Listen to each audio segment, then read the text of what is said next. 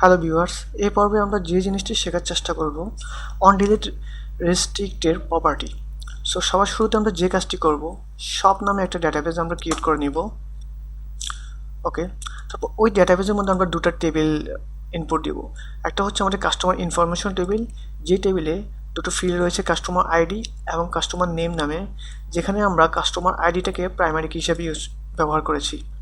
So ওই টেবিলের মধ্যে আমরা এখানে কিছু ডেটা ইনসার্ট করেছি। তারপর হচ্ছে আমাদের অন্য একটা টেবিল হচ্ছে অর্ডার টেবিল। অর্ডার টেবিলের মধ্যে তিনটি ফিল্ড রয়েছে: order ID, customer ID, product name. So এখানে আমরা কাস্টমার আইডিটাকে ফরেন কি হিসেবে ব্যবহার করেছি এবং ওই ফরেন কির কনস্ট্যান্ট একটা ব্যবহার করেছি এবং তার একটা নাম দিয়ে দিয়েছি। এই নামটা চাইলে আপনারা যে কোনো কিছু ব্যবহার করতে পারেন। আর এখানে ওই কনস্ট্যান্টের একটা প্রপার্টি বলে দিয়েছি, অন ডিলিট রেস্ট্রিক্ট।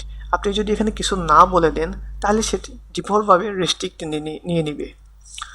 এবং আমরা ওই টেবিলের মধ্যে কিছু ভ্যালু ইনসার্ট করেছি। সো আমরা পুরো কোয়েরিটাকে কপি করব এবং সেটা এক্সিকিউট করব। কোয়েরিটা আপনারা ডিসক্রিপশন সেকশনে পেয়ে যাবেন। আমাদের কোয়েরিটা এক্সিকিউট হয়ে গিয়েছে। আমরা দুটো টেবিল দেখতে পাচ্ছি। আমরা যদি এখন একটু ডিজাইনারে যাওয়ার চেষ্টা করি, সো আমরা দেখতে পাচ্ছি যে একটা টেবিল আরেকটা টেবিলের সাথে পয়েন্ট হয়ে গিয়েছে। সো এখন আমাদের যে টেবিলের মধ্যে ফরেন কি রয়েছে, অর্ডার টেবিল, আমরা সেখানে যাব। তারপর হচ্ছে আমরা স্ট্রাকচারে যাব। তারপর হচ্ছে আমরা রিলেশন ভিউতে যাব।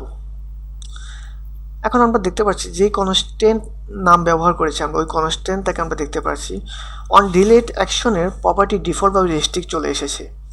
আমরা এখানে কিছু বলে দিই নাই, তাও রেস্ট্রিক্ট চলে এসেছে।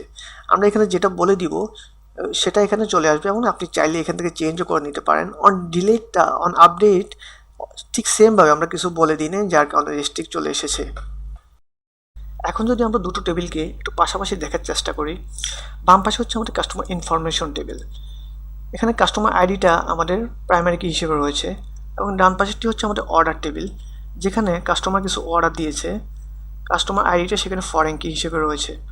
এখন আমরা যদি কাস্টমার ইনফরমেশন টেবিলে একটু ফিরে আসি, আমরা যদি কাস্টমার আইডিটাকে ডিলিট করতে চাই তাহলে আমরা কিন্তু পারবো না, আমরা একটা এরর পাবো। অন ডিলিট রেস্ট্রিক্ট ডিফল্টভাবে আপনার জন্য এই অপারেশনটা দিয়ে দিয়েছে। আপনি ফরেন কি থাকলে আপনি চাইলেও প্রাইমারি কিটাকে ডিলিট করতে পারবেন না। আমরা যদি একটু ফরেন কিটা ডিলিট করার চেষ্টা করি অর্ডার টেবিল থেকে,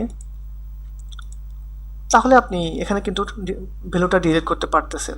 তাহলে এখন আশা করি আপনারা ব্যবধানটা বুঝতে পারছেন যে আসলে কি কাজটা করতেছে। ধন্যবাদ।